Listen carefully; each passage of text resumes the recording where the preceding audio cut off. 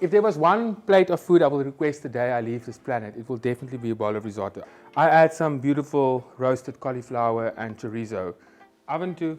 There's just something magical about that comfort in a bowl, that creamy risotto, that creamy rice.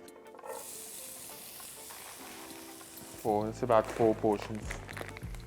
I swell up. W Salad Sauvignon Blanc. Beautiful. Here you go.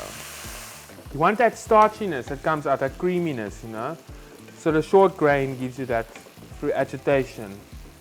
Agitate, and then the starch comes out. That makes the magic.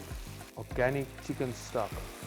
The magic of risotto is all about the texture. We don't want glue, we want that beautiful al dente, as Italians call it, soft to the tooth. So make sure you don't overcook your rice. Keep your eye on the prize. We thank the Italians for a lot of things, but we thank them for Parmigiano Reggiano. Italians do things in abundance, just like us South Africans do.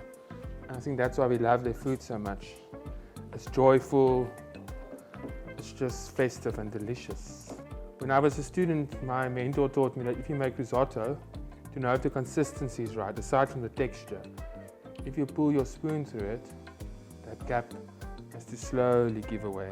Let's be honest, you can't say no to this. This is sheer heaven, I promise you. Please make it. Yum.